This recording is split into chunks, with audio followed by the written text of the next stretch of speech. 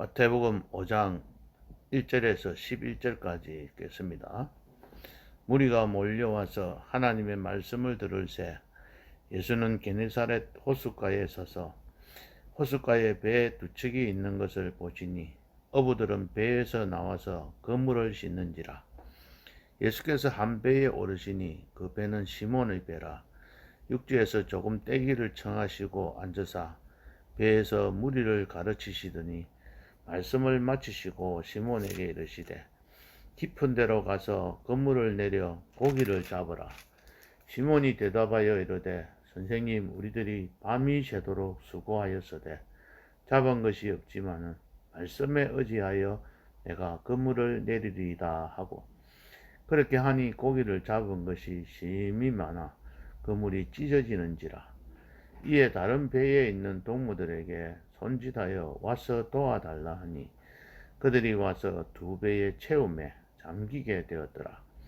시몬 베드로가 이를 보고 예수의 무릎 아래에 엎드려 이르되 주여, 나를 떠나소서, 나는 죄인이로소이다 하니, 이는 자기 및 자기와 함께 있는 모든 사람이 고기 잡힌 것으로 말미암아 놀라고 세베대의 아들로서 시몬의 동업자인 야고보와 요한도 놀랐습니다. 예수께서 시몬에게 이르시되 무서워하지 말라. 이제 후로는 네가 사람을 취하리라 하시니, 그들이 배들을 육지에 대고 모든 것을 버려두고 예수를 따르니라. 아멘. 예수님께서는 게네사렛 호숫가에 오셔서 그곳에 서셔서 말씀을 전하셨습니다. 그때에 많은 무리들이 와서 하나님의 말씀을 듣고 말씀의 은혜를 받고 그들의 삶이 완전히 변화가 되어져서 주 안에서 복된 그런 삶을 살아가게 되는 그런 역사적인 전환기를 맞이했던 그런 말씀이기도 합니다. 그리고 오늘 제가 이곳에 오면서 생각한 것이 바로 바닷가가 있는 곳이기에 갈릴리 바닷가와 같은 이런 곳에 하나님께서 주시는 말씀이 무엇일까 고민을 하다가 오늘 본문을 택하면서 제가 이 목회의 길에 들어서면서 교회가 평신도일 때 늘 생각했던 교회가 이런 교회가 되었으면 좋겠다. 교회가 항상 주님 안에서 이러한 모습으로 살았으면 좋겠다는 제가 나름 생각했던, 그리고 앞으로 목회를 하게 되면 이러한 교회를 만들어 갔으면 참 좋겠다 하는 생각을 가지고 살아갔던 것들을 또 정리하면서 그런 말씀을 드리고자 합니다.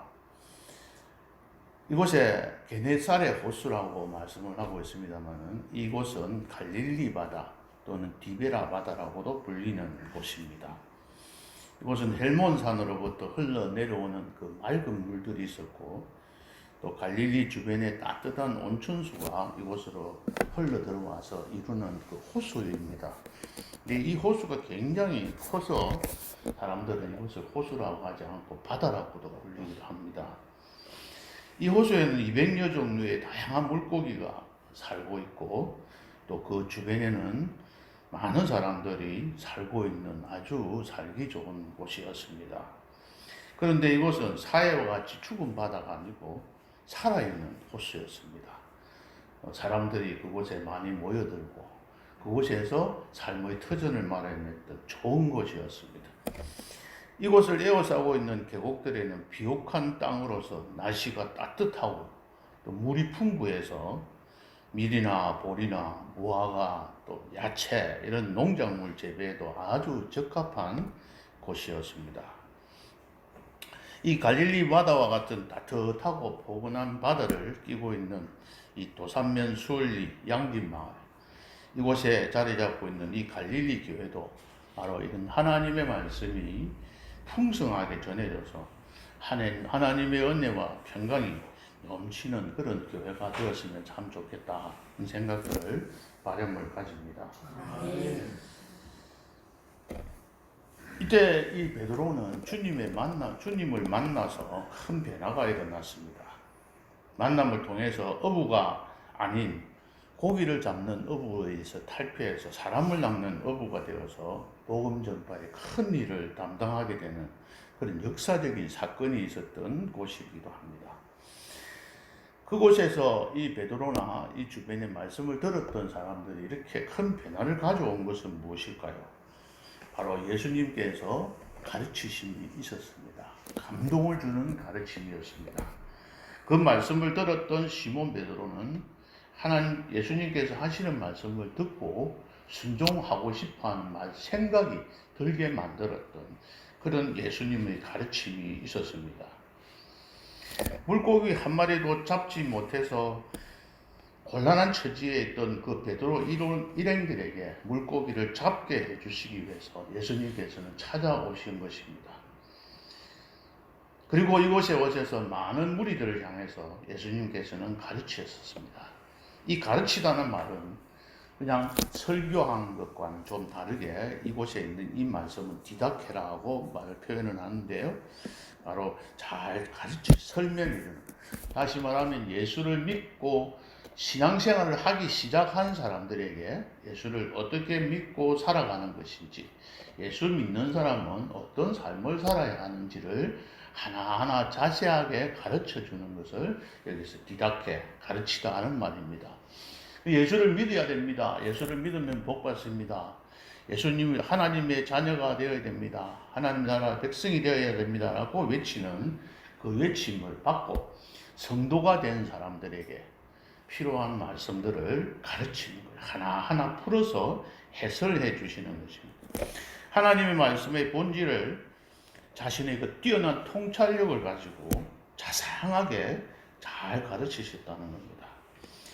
그러다 보니까 많은 사람들이 이곳에 모여들고 또 무리들이 이곳에 참석해서 그 말씀을 듣고 큰 변화를 받은 사람들도 있고, 또 때로는 아무런 변화도 받지 못하고 돌아간 사람들도 있고, 마음의 찔림은 받았지만은 그래도 예수 믿는 것은 좀 덩하니 하고 그래도 또 세상에 쫓아다니는 사람들, 여러 부류의 종류의 사람들이 있었습니다. 하지만 그곳에는 많은 감동을 주는 예수님의 말씀의 가르침이 있었기에 많은 무리들이 모여들었습니다. 그래서 저는 기도를 하면서 늘 이런 말씀을 드릴 생각을 했습니다. 하나님, 이 교회는 하나님의 말씀을 듣고 하나님의 말씀의 그 가르침을 듣고 그 가르침이 좋아서 많은 무리들이 모여들 수 있는 교회가 되었으면 좋겠습니다. 그런 교회가 되기를 기도합니다. 하고 생각하면서 마음가짐을 가집니다. 그래서 저는 어릴 때부터 모태신앙입니다. 아버지, 어머니 장로고 권사님이시고, 그래서 욕심을 부렸던 게 장로인 장인어른과 권사인 장모님을 모시고 양가에 다 부모님들이 그런 가정에 살았으면 좋겠다. 그것만큼 축복이 된 게 없다 생각을 하고 그렇게 살아왔었고, 또 그것을 꿈을 이루어서 살다가 지금은 다 돌아가시고 어머니 혼자 살아 계십니다. 그런 중에 지금까지 쭉 신앙생활에 오는 중에 늘 느끼는 것이 참된 가르침 있는 교회가 되어야 되겠다. 말씀에 의지한 교회가 되어야 되고, 그 말씀에 의지한 신앙을 생활을 하면서 하나님께서 약속하신, 말씀으로 약속하신 것, 축복들을 진정으로 받아 누리는 교회가 되었으면 참 좋겠다. 이런 말씀을 같이 생각을 하면서 제가 목사가 되면서 좀 더 이렇게 깊이 있는 가르침, 제가 직장 생활하면서 그동안에 배우고 경험했던 것들, 이런 것들을 토대로 해서 말씀과 연관을 지어서 우리가 이 세상에서 살아갈 때 어떤 사람으로 살아가야 될 것인가, 어떤 인격을 갖고 살아가야 될 것인가를 가르치며 살아갔으면 좋겠다는 늘 그런 기도를 했습니다. 우리 갈릴리 교회도 그러한 교회가 되어서 이 주변에 있는 양지 마을뿐만 아니라 주변의 여러 이웃에 있는 동네의 주민들도 이곳에 몰려들어서 하나님의 말씀의 가르침을 받고 또 그 말씀에 감동되어져서 삶이 변화되는 그런 역사가 있는 그런 믿음의 역사를 이루는 교회가 되기를 기도합니다. 물론 그렇게 하는 가운데서 여러 가지 힘들고 어려운 점들이 있습니다. 요즘같이 하나님의 말씀에 따라서 순종하면서 또 신앙생활 하는 것이 굉장히 힘들어졌습니다. 또 그러다가 코로나 때문에 여러 가지로 더더욱 힘든 세상이기도 합니다. 시내 교회들은 대체적으로 큰 교회는 반 정도 들은 교회도 있고, 또 그 다음에 뭐 보통 한 3분의 2 정도 수준에서 머물러 있습니다. 여러 가지 이유들이 있겠죠. 그런데 이유들이 있겠지만 그 이유들 중에서는 하나님의 말씀을 제대로 깨닫고 그 말씀대로 순종하고 살았지 못했기 때문이다. 그 말씀에서 하나님의 말씀에 가르치는 그 가르침이 또 예수를 믿는 목적이 무엇인지를 제대로 깨닫지 못하고 신앙생활을 하다 보니까 그냥 막연하게 주변 사람들이 예수가 믿는 것 자체를 또는 비방하기도 하고 그것을 부정하기 때문에 그러한 현상들이 일어나지 않았을까 이런 생각들을 하면서 더더욱 하나님의 말씀이 감동을 주는, 또 하나님의 말씀이 우리에게 그 삶의 방향을 가르쳐주는 그런 말씀들이 풍성하게 전해지는 교회가 되는 것이 무엇보다도 필요하다. 그래서 그런 때의 목적을 두고 교회가 더욱더 사명들을 잘 하나님께서 맡겨주신 사명을 잘 감당해 가도록 기도드립니다. 두 번째는 이 말씀의 의지에서 순종하는 그런 교회가 되기를 기도합니다. 이 어부들은 배에서 나와서 그물을 싣고 있었습니다. 그들이 고기 잡는 일을 끝내고 이제 배를 정박시켜서 집으로 돌아갈 준비를 하고 있었습니다. 그런데 고기를 많이 잡았으면 참 좋았을 텐데 밤이 새도록 수고하였지만 단 한 마리의 물고기도 잡지 못했습니다. 그러한 심정은 저보다도 이렇게 계시는 성도님들이 그 심정은 더 잘 이해를 할 겁니다. 고생했는데 한 마리 잡지도 못하고 헛다하게 돌아와서 또 내일을 위해서 또 그물을 준비하고 있었습니다. 마음이 상해 있었지만 그래도 내일 또 나가서 물고기를 잡아가려고 그물을 싣고 준비하는 그런 모습들도 볼 수 있습니다. 그들을 바라보시고 예수님께서는 오셔서 시몬 베드로에게 다가가서 야, 깊은 데로 가서 그물을 내려 고기를 잡으라고 명령을 하십니다. 목수 출신이신 예수님이 어부로 잔뼈가 굵은 베드로에게 와서 물고기를 잡으라고 명령을 합니다. 그 정도도 괜찮게 좀 받아들이겠는데 물고기 잡는 방법까지 가르쳐 줍니다. 깊은 데서 가서 그물을 던지라고 합니다. 깊은 데로 가서 그물을 던지면 고기가 한 마리도 잡히지 않는 상황입니다. 도저히 그것을 받아들일 수가 없습니다. 그들이 어부의 전문가인데 그들이 밤새 한 마리도 잡지 못하고 들어왔는데 그것도 그 물가의 얕은 곳이 아닌 깊은 곳에 던지라고 합니다. 그리고 낮에는 고기가 잘 안 잡힌다고 합니다. 맞습니까, 장로님? 밤에 이렇게 나가서 또는 어두울 때 이럴 때 가서 잡는 것이지 대낮에 나가서 고기 잡으면 낚시도 잘 안 되는 걸 대충 저도 알고 있습니다. 그런데 깨끗하게 씻어놓은 그물 그것까지 또 들고 들어가서 다시 고기를 잡으려고 합니다.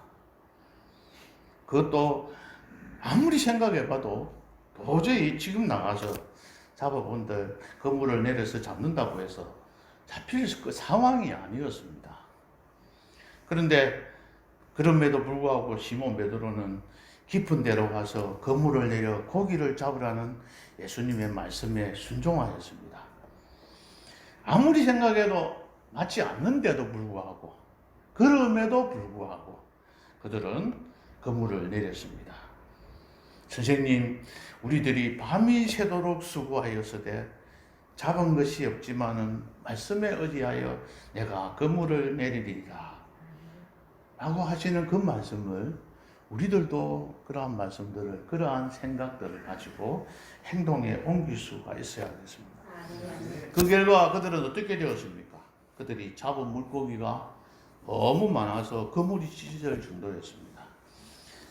한 배에는 다시 거둘 수가 없어서 다른 배에 있는 동무들의 도움을 받아서 약 2배에 가까운 그런 가득 채울 정도로 많은 물고기들을 잡았습니다. 이렇게 도저히 받아들이기가 어려운 그런 상황에서 그 말에 따라서 순종할 때에 기적의 주인공이 될 수 있는 겁니다. 이처럼 순종이라는 것은 할 수 있는 것을 하는 것을 말하는 것이 아닙니다. 도저히 생각해도 아무리 생각해도 순종할 수 없는 상황일 때 순종하는 것이 참된 순종입니다. 존 비비어는 순종이라는 책자에서 100가지 중에서 99가지를 순종하고 한 가지를 순종하지 않으면 그것은 불순종이라고 했습니다. 지금까지 신앙생활을 하면서 열심히 순종하고 잘해왔다 하더라도 지금 이 순간의 마지막에 하나라도 순종하지 않으면 하나님 앞에서 온전하게 순종하는 일이 아니라고 했습니다. 이런 단계에 가기가 너무나 힘들고 어렵다는 것들도 저희들이 잘 알고 있습니다. 그러나 하나님 말씀하시면 순종하는 자리에까지 나아가야 합니다. 이런 더 큰 축복을 받으려고 하면은 다른 배에 있는 동무들의 협조를 받아야 합니다. 혼자서 그 많은 물고기를 끌어올렸다면 아마 거두지 못하고 다 놓쳐버렸을지도 모릅니다. 나 혼자서 잘 되겠다고 욕심을 부리는 것은 어떻게 보면 불행의 시작이기도 합니다. 이처럼 한 사람의 온전한 순종은 자기 자신뿐만 아니라 주변에 있는 다른 사람에게도 큰 유익을 끼치게 되는 겁니다. 선한 영향력을 끼치게 되는 겁니다. 서로서로 협조하는 가운데 하나님께서 명령하신 것들을 순종하고 하나님께서 주시는 축복들을 받아 누려야 합니다. 대체적으로 내만 잘하면 되고 또 주변에까지 신경 쓸 일도 없고 또 어떤 성도님들은 보면은 아무리 몇 번을 만나도 한 번도 말도 섞지도 않는 성도들도 있을 수 있습니다. 그런 사람을 골라서 그분들을 위해서 기도하면서 나아가는 것이 그리스도인이고 하나님께서는 그러한 사람들을 원하신다고 봅니다. 이처럼 베드로가 이렇게 순종할 수 있었던 이유는 무엇일까요? 오늘 이 본문 말씀에 나와 있듯이 말씀에 의지해서 순종하였습니다. 베드로는 예수님의 가르침을 듣고 있으면서 그 장시간 동안 예수님의 그 가르치심을 많은 무리들과 함께 듣고 있는 그 순간에 예수님의 그 가르침이 뭔가 다른 사람들과는 다르다는 것들을 그가 깨닫고 발견할 수가 있었던 겁니다. 그래서 베드로는 자신의 배 위에서 가르쳐 주시는 그 예수님의 말씀을 주의 깊게 듣고 그렇게 들었게 되었고 거기에서 그는 예수님의 말씀이 권세가 있고 아주 진실하고 또 그런 깊이 있는 말씀이다 하는 것들을 깨닫고 있었습니다. 그런 말씀에 감동이 되어 있는 이 베드로에게 예수님께서 말씀하셨습니다. 그 말씀을 듣자 그 명령은 비상식적으로 좀 들릴지 모르지만 그런데 지금까지 하셨던 그 예수님의 말씀이 아주 감동적으로 받아들여지기에 그 말씀에 자기들이 깨달음에 의지해서 순종했다는 겁니다. 말씀에 의지해서 순종했다는 말은 그럼에도 불구하고 하나님의 말씀을 따라서 순종했다 하는 거예요. 자기가 생각할 때는 도저히 순종할 수 없는 상황인데도 불구하고 그 말씀에 하나님의 말씀에 기록되어 있으니 그 말씀대로 순종했다는 겁니다. 그냥 맹목적으로 예수님 이름을 믿고 교회 나오면 하나님께서 복 주신다. 그래서 막 기도하고 그냥 하나님 앞에 무뚝대고 이럴 걸 이루십시오 하고 간구하고 그 가운데 얻는 것이 아니라 하나님의 말씀에 이렇게 기록되어 있으니 그 말씀대로 순종하고 나아가겠습니다. 그럴 때 하나님께서 그 약속하신 말씀에 약속하신 복들을 받아 누리게 하신다는 겁니다. 그래서 우리는 성경 말씀을 읽으실 때 그 말씀이 우리에게 주시는 내용이 무엇인지를 바르게 깨닫고 바르게 믿고 바르게 순종해야만이 하나님께서 이 말씀 속에서 약속하신 복들을 받아 누리게 한다는 겁니다. 이 땅에서 잘 먹고 잘 사는 것이 아니고 이 땅에서 자녀가 잘 되는 축복이 아니라 이 땅에서 건강하게 튼튼하게 살아가는 것이 주 목적이 아니라 하나님께서 약속하신 하나님께서 주시는 평강과 하나님께서 주시는 참된 희락을 맛보면서 살아가도록 하나님께서 명령하셨습니다. 그 말씀들을 우리가 진정으로 깨닫고 살아가야 합니다. 말씀을 등한시하고 이적만 쫓아가는 그런 사람이 아니라 말씀을 먼저 듣고 말씀에 의지해서 순종하는 자세가 필요하다는 것. 예수님께서도 그냥 무뚝대고 가서 베드로에게 가서 깊은 데로 가서 그물을 던지라고 말씀하신 것이 아니라 그 전에 많은 무리들에게 말씀을 가르치셨고 그들이 많은 무리들이 감동을 받게 하신 그 다음에 베드로에게 나아가서 깊은 데로 가서 그물을 던지라고 말씀하신 겁니다. 그래서 능숙한 어부였던 베드로는 지금까지 의지해왔던 자신의 경험을 모두 내버리고 능동적으로 예수님을 따르기로 결심하였던 그 이유가 바로 말씀에 감동받았기 때문인 겁니다. 이사야서 55장 8절에 보면 내 생각이 너희 생각과 다르며 내 길은 너희의 길과 다름이니라 했습니다. 하나님의 생각은 우리의 생각하고 다릅니다. 그런데 우리 생각에 하나님의 생각을 맞추고 가려고 하는 거예요. 하나님을 믿는 사람은 하나님 나라 백성이기 때문에 하나님의 나라 사람답게 살아가야 됩니다. 일본 사람들은 일본 사람처럼 살아가요. 중국 사람들은 중국 사람답게 살아갑니다. 그런데 중국에 가서 한국 사람처럼 살아가면 그 사람은 따돌림을 받게 되는 거죠. 하나님의 나라에 사는 사람들은 이 세상에서 사는 사람과는 다르게 살아가야 됩니다. 왜냐하면 다른 나라에서 살고 있기 때문에 그래요. 하나님께서는 이와 같이 내 생각이 너희 생각과 다르다. 그리고 내 길은 너희의 길과 내가 가는 길, 내가 가는 도, 가르침은 세상 사람들이 사는 길과 다르다. 그래서 하나님께서 가르치신 그 말씀이 무엇인지를 제대로 깨닫고 그 말씀대로 순종하는 자들에게 하나님께서 축복해 주시는 겁니다.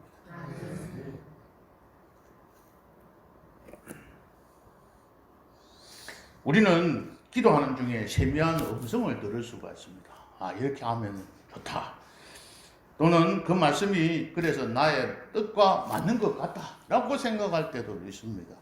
잘못하면 그게 또 착각일 수가 있는 겁니다. 그 이유는 말씀에 의지한 깨달음이 아니기 때문에 그야말로 내 생각이 하나님의 생각 뭐가 똑같이 감동이 되는 것 같다 해서 그 말씀대로 쫓아가서 실패하고 낭패를 당하는 경우들도 참 많이 있습니다.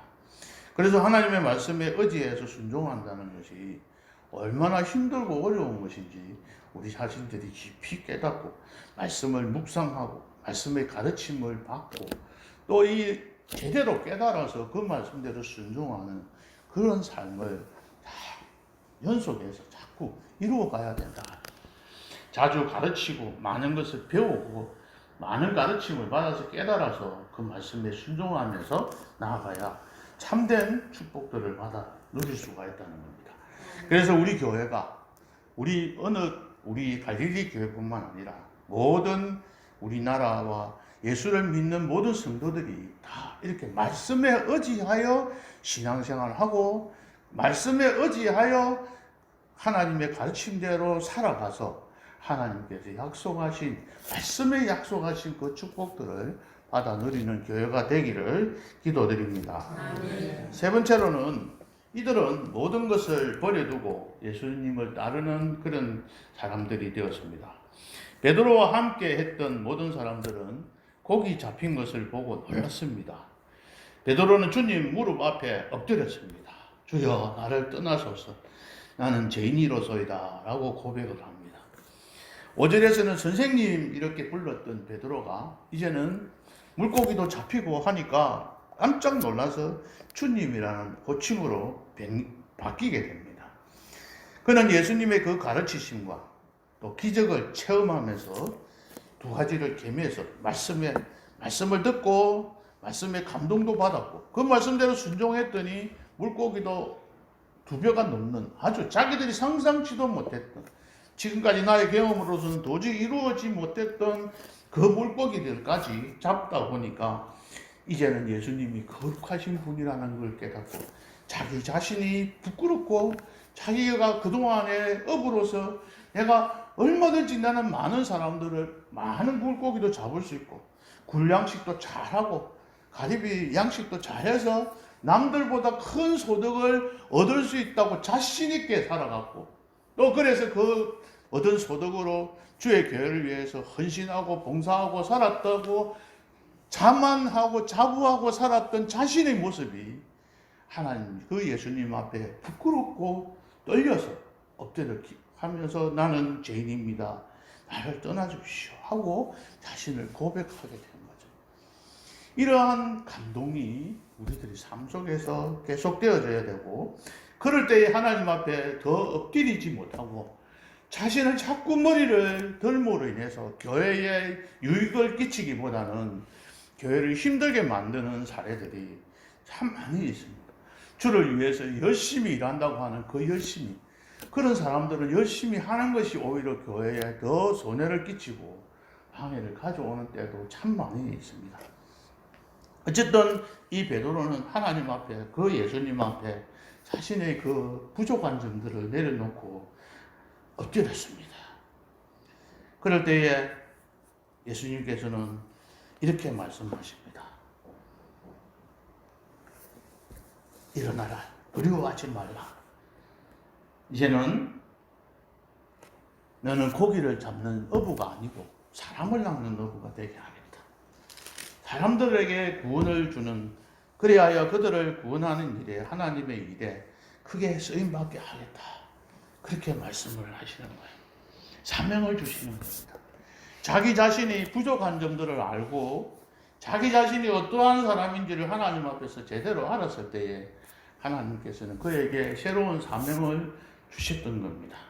그는 하나님의 그 말씀을 듣고는 자신의 11절에 보면은 모든 것을 버려두고 예수님을 따랐습니다. 우리는 여기서 건물만, 배만 생각했는데 이 말씀을 준비하면서 저는 이런 생각을 했습니다. 우리가 그토록 바라고 그토록 하나님 앞에 기도하고 내가 생각했던 그 많은 물고기들을 버려뒀다는 겁니다. 내가 기도를 하는 가운데서 응답받아서 하나님 앞에서 받은 축복들을 다 내어놓고 정신짝처럼 버리고 그것까지 버려놓고 예수님을 쫓아간 겁니다. 이 땅에서 내가 추구했던 내가 걷고자 했던 그 모든 것들을 다 내려놓고 주님을 따라갔다는 겁니다.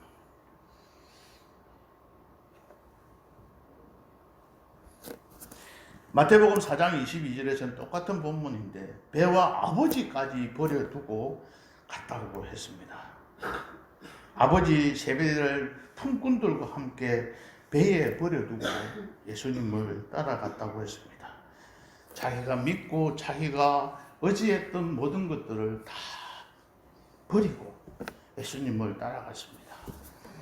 저는 이 땅에 살아가면서 지금까지 직장 생활하면서 제가 의지하고 제가 기대했던 사람들을 하나님께서는 다 멀리 쫓아버리셨어요. 어떤 분들은 일찍 돌아가시게까지 만들어 버리시더라고요. 제가 의지했던 분들은 선거에서 떨어지게 만드시더라고요. 제가 바라고 제가 그분을 붙잡고 그분과 함께만 일하면 저의 출세길은 넓게 열린다고 생각하고 의지했던 그분들을 다 멀리 보내시는 하나님의 그 인도하심을 바라보고 하나님께 많은 눈물을 흘리며 회개했던 적이 있습니다. 내가 의지했던 것들을 그것들을 의지하지 말고 세상 것들 바라보지 말고 너는 하나님께만 의지하고 살아라. 그런데 하나님의 말씀에 의지해서 기도하고 간구했더니 제가 바라는 것 주지 않고 제가 바라지 않는 방향으로 자꾸 보내시는데 살아보니 그게 저에게 도움이 되는 것을 많이 깨닫게 되었고 그래서 그 마지막에 신학을 하면서 이제 남은 여생을 주님을 위해서 함께 일하면서 살아보겠노라 하고 지금 이 자리에까지 오게 된 것입니다. 우리는 어떻습니까? 우리 자신들은 하나님의 임재하심을 체험하고는 있으면서도 또 주님의 사명을 받았음에도 불구하고 그 사명을 따르지 못하고 살아갈 때도 있습니다. 내일 되면 또다시 바다에 나가서 물고기 잡으면 내가 얼마든지 살아갈 수 있으니 이 땅에서 좀 힘들어도 조금 있다가 내가 다음에 힘이 없으면 그때 주를 위해서 살아가겠다고 생각할 수도 있습니다.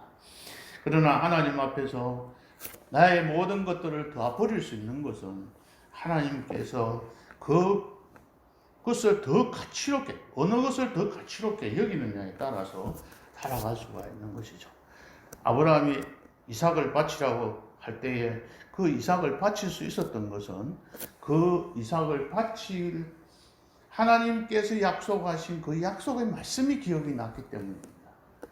왜냐하면 바로 너 씨를 통해서 네가 낳은 씨, 바로 사라를 통해서 낳은, 하갈이 아닌 사라를 통해서 낳은 그 아들을 통해서 너에게 축복해 주실 것이라는 그 약속의 말씀을 그가 믿었기 때문에 그는 사랑하는 그 아들도 제단에 제물로 바칠 수 있는 용기를 가졌던 겁니다.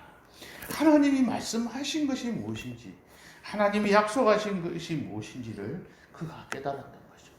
바울은 자신의 것을 다 배설물 여기고 일생을 바쳐서 주님을 위해서 일했습니다. 순교의 자리까지 나아갔습니다. 그는 그렇게 할 수 있었던 것은 무엇일까요? 그것은 주님을 진정으로 만나고 삼청천을 맛보는 그런 체험들을 했기에, 너무나 고상했기에, 이 세상 것과는 비교가 되지 않는 것들이었기에 그 고귀한 것을 위해서 일평생을 바쳤던 겁니다. 500여의 기적을 행하신 후에 무리들이 예수님을 왕으로 삼고자 할 때 예수님은 너무 기쁘다, 그것을 누리고 즐거워한 것이 아니고 오히려 그 예수님은 산으로 가셔서 기도를 하러 가셨습니다. 그거는 왜 그럴까요? 예수님이 하셔야 될 일들이 있었기 때문이었습니다. 무엇이 가치롭고 무엇이 어떤 것으로 더더욱 우리가 목적을 갖고 삼고 살아가야 되겠는지에 대한 확실한 깨달음이 있는 자들은 이 땅에서 자기가 추구하는 모든 것들을 다 내어버리고 온전히 하나님을 향해서 주를 위해서 살아갈 수 있습니다. 하나님의 나라를 위하여 집이나 아내나 형제나 부모라 자녀를 버린 자는 현세에 여러 배를 받고 내세에 영생을 받지 못할 자가 없다고 하셨습니다. 하나님의 나라를 위하여 우리의 가지고 있는 모든 것들을 다 헌신하며 바쳐서 주님 앞에 드려서 또는 다 모든 것들 버리고 주만 따라가는 복된 성도님들 되시기를 기도합니다. 말씀을 뵙겠습니다. 모든 것을 버리고 예수님을 쫓았던 이 베드로는 베나산상에서 예수님의 그 광채를 맛보았습니다. 하나는 주를 위해서, 하나는 모세를 위해서, 하나는 엘리야를 위해서 초막셋을 짓고 살아가자고 이야기도 했습니다. 그리고 주님 앞에서 멋진 고백도 했습니다. 주는 그리스도시요 살아계신 하나님의 아들이시니다 하고 고백하여서 엄청난 칭찬을 듣기도 했습니다. 나는 모든 사람들은 주를 버릴지라도 나는 결코 버리지 않겠노라고 말했던 베드로였습니다. 그러나 그는 넘어지고 말았습니다. 못난 계집종 앞에서 예수님을 모른다고 3번이나 부인하였습니다. 그리고 주님과 약속도 잊어버리고 예수님께서 부활하신 사실을 알면서도 갈릴리 바다에 돌아가서 예수님을 기다리지 않고 자신의 본업인 어부의 일로 돌아갔습니다. 그가 버려두었던 배들과 그물들을 가지고 다시 물고기를 잡는 일에 몰두하고 있었습니다. 그러나 그날 밤에 아무것도 잡지 못했습니다. 예수님 없는 자들의 삶은 이처럼 공허합니다. 이러할 때에 하나님께서 다시 또 찾아오셨습니다. 그물을 배 오른편에 던지라, 그리하면 잡으리라. 그때 153마리의 물고기를 잡았습니다. 이때에 예수님께서는 요한의 아들 시몬아, 네가 이 사람들보다 나를 더 사랑하느냐 하고 다시 찾아오셔서 내 어린 양을 먹이라고 하시면 새로운 사명을 주셨습니다. 우리가 이 시간에 다짐을 하고 또 이렇게 주를 위해서 헌신하며 말씀에 의지하여 살겠노라고 다짐하지만은 이 베드로처럼 또 다시 세상에 빠져서 흔들리며 또 예수님을 부인하는 자리에까지 갈 수밖에 없는 우리들입니다. 그럴 때마다 주님이 찾아오십니다. 그 주님을 만나서 또 새로운 사명을 받으시고 그리하여 주님께서 주시는 그 말씀 가운데서 말씀에 의지해서 또 새롭게 내 자신을 되돌아보고 새롭게 자신을 잘 가꾸어서 하나님 앞에 새로운 사명을 받아서 날마다 우리의 신앙이 더 새롭게 정진되어져서 하나님께서 주시는 참된 복을 받아 누리는 복된 성도님들 되시기를 예수님의 이름으로 축복합니다.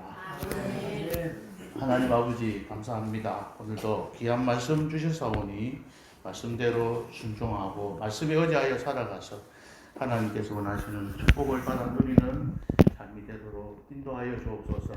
예수님 이름으로 기도하옵나이다. 아멘.